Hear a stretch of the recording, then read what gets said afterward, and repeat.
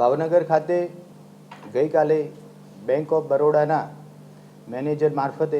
એક ફરિયાદ દાખલ કરવા માટે આવેલી, જે અંતર્ગત ભાવનગર જિલ્લા ખાતે ઘોઘા રોડ પોલીસ સ્ટેશન ખાતે એક ફરિયાદ દાખલ કરવામાં આવેલી છે, જેની અંદર કુલ 1 કરોડ જેટલા આર્થિક નાણાંની ઉચાપત અંગત કારણોસર કરેલાની ફરિયાદ દાખલ કરવામાં આવેલી છે। આ અંતર્ગત ટોટલ 28 આરોપી વિરુદ્ધ ફરિયાદ દાખલ કરેલી છે, જેમાં અત્યાર સુધી 4 આરોપીની ધરપકડ કરવામાં આવેલી છે। સમગ્ર બનાવની વિગત એવી છે કે બેંક ઓફ બરોડાના મોખડાજી સર્કલ ખાતેની બ્રાન્ચમાં તત્કાલીન બ્રાન્ચ મેનેજર અને લોન માટેનું જે કામ કરવાના અન્ય અધિકારી પોતે પ્રાઇવેટ 2 માણસો રાખી અને અલગ અલગ સરકારની યોજનાઓ નીચે લોન મંજૂર કરવા માટે થઈ બેંકનો સંપર્ક કરાવતા, જે સરકારી યોજનાઓમાં અરજદારની લોન મંજૂર થાય એમાંથી મોટાભાગના નાણાં પોતે પોતાના અંગત વપરાશ માટે પરત લઈ લેતા અને ખૂબ જૂજ રકમ અરજદારની ખાતામાં રહેતી। આ સમગ્ર ફરિયાદ જોતા એ પ્રકારની એમો સામે જણાઈ આવેલ છે અત્યાર સુધીની તપાસમાં કે અરજદાર પણ પોતે ઊભા કરેલા હોય એવું પ્રાથમિક દ્રષ્ટિએ જણાઈ આવે છે, જેથી કરી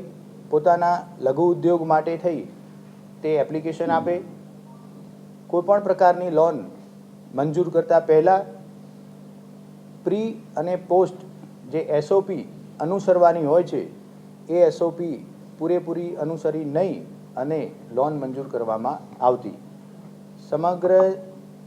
તપાસ દરમિયાન પીએમઈજીપીમાં 17 પ્રકારની લોન થયેલી છે, વાજપાઈ બેન્કેબલ યોજનામાં 2 જેટલા કેસની લોન થયેલી છે તથા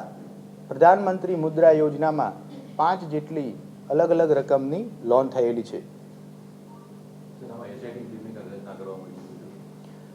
તપાસ ખૂબ ઝીણવટભરી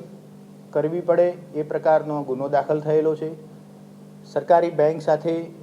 એના જ કર્મચારી અધિકારી મારફતે ઉચાપત થયેલાનો ગુનો છે, જેથી કરી તપાસમાં સારી રીતે તપાસ કરી શકાય,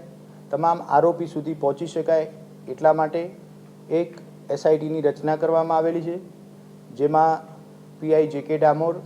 અને એમની સાથે 2 પીએસઆઈ અને રાઇટર તરીકે અન્ય પોલીસ કર્મચારીઓને નિયુક્ત કરવામાં આવેલા છે। છેલ્લે 2021થી લઈ અને આજ દિન સુધી અલગ અલગ સમયે આ પ્રકારની લોન મંજૂર કરી નાણાકીય ઉચાપત થયેલાનું પ્રાથમિક દ્રષ્ટિએ બહાર આવેલું છે।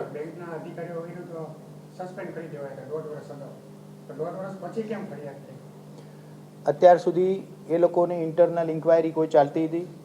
એની સાથે પછી એમણે નિર્ણય કરેલો કે પોલીસ ફરિયાદ કરવી છે અને અહીંયા પોલીસમાં એક એપ્લિકેશન આપવામાં આવી, પૂરેપૂરી ખાતરી કરી અને પછી ગઈકાલે ગુનો દાખલ કરવામાં આવેલો છે।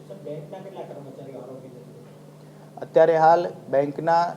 2 કર્મચારીઓને અટક કરવામાં આવેલા છે। વધુ તપાસમાં જો બેંકના કોઈ અન્ય કર્મચારીઓની સંડોવણી ખુલશે તો એમને પણ આરોપી તરીકે ધરપકડ કરવામાં આવશે। જે સિવિલિયન માણસો છે કે જે એજન્ટ તરીકેનું કામ કરે છે, એનો મુખ્ય રોલ એ કે જે પણ લોકો બેંકમાં અલગ અલગ યોજનાઓ માટે લોન લેવા માટે એપ્લાય થાય એવા માણસોને એ ઊભા કરતા। ખરેખર તેઓને લોનની જરૂરિયાત નહોતી રહેતી, એમને કોઈ પણ નાનો સ્મોલ સ્કેલ બિઝનેસ કરવાનો રહેતો નહોતો, તો આ જે વચોટિયા છે સિવિલિયન માણસો છે કે જે બેંકના કર્મચારી કે અધિકારી નથી, એમનો મુખ્ય રોલ ડમી